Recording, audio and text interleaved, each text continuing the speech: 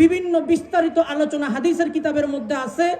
আমি আপনাদের সামনে 4টা সিফাত বর্ণনা করব, যাদের ভিতরে এই 4টা সিফাত, যারা 4টা গুণাবলীর অধিকারী হবে, আল্লাহ রাব্বুল আলামিন তাদের হায়াতের মধ্যে, তাদের জিন্দেগির প্রতিটা বস্তুর মধ্যে বরকত দান করবেন। সবাই বলেন সুবহানাল্লাহ। কয়টা? সবাই বলেন কয়টা? কয়টা? সবাই বলেন, আরো জোরে বলেন। আগে মুখস্থ করেন, এরপর আমি বিস্তারিত আলোচনা করব ইনশাআল্লাহ।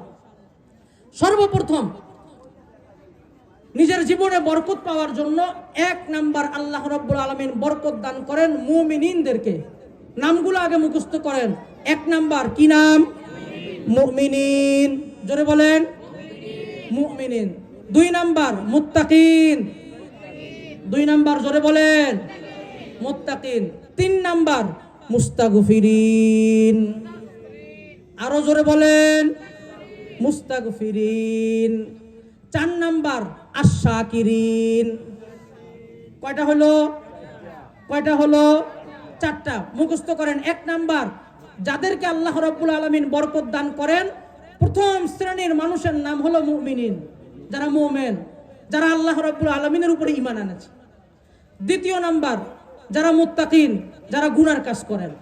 মুত্তাকিদের সহজ পরিচয়, গুনার কাজ করে না, গুনাহ হয়ে গেলে তওবা করতেও দেরি করে না, তাদেরকে মুত্তাকি বলে।